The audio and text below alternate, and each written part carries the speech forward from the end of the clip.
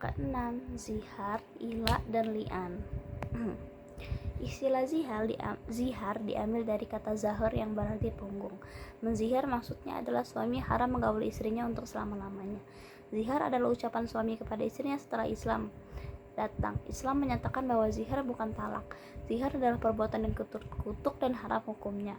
Dan orang atau suami yang menzihar istrinya diwajibkan membayar kafarat.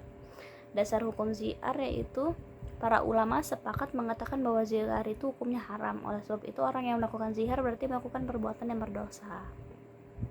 Syarat orang yang dapat menzihar itu: yang pertama, zihar hanya didapat diucapkan oleh suami yang sudah baligh, waris akalnya dan beragama Islam, dan telah melakukan akad nikah dengan syah berdasarkan syariat Islam.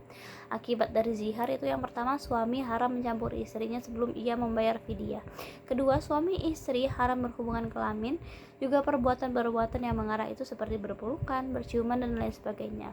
Ketiga, wajib membayar kifarat supaya suami istri dapat mencampur kembali sebagaimana suami istri dengan membayar kifarat.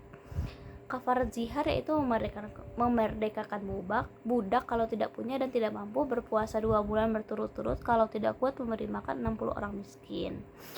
Lalu yang kedua ada ila. Ila menurut bahasa berarti sumpah. Ila adalah masdar dari ala ya'li ilan, berarti sumpah. Menurut syara, ila adalah sumpah untuk tidak mencampur istrinya, baik menyebutkan waktu atau tidak menyebutkan waktu.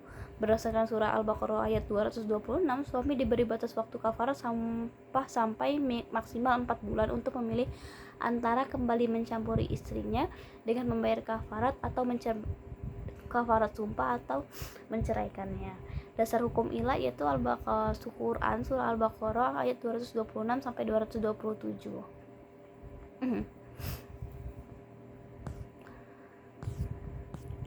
Lalu rukun ila itu yang pertama mabluh bibi yaitu bersumpah dengan Allah, yang kedua nahluf alaih yaitu bersumpah tidak akan mengesubuhi istrinya, yang ketiga sigat yaitu orang yang bersumpah dengan ucapan mudah atau masa yaitu masa ila adalah 4 bulan atau lebih, yang kelima zanja suami dan zanjah istri.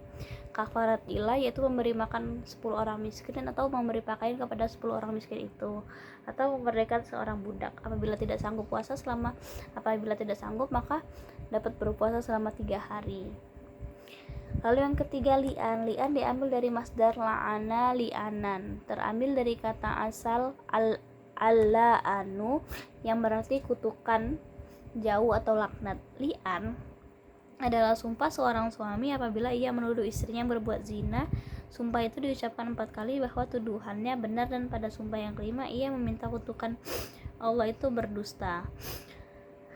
Pihak istri juga bersumpah 4 kali bahwa dirinya tidak berbuat sebagaimana dituduhkan suaminya. Pada sumpah yang kelima ia bersedia menerima kutukan Allah apabila ternyata tuduhan suami benar.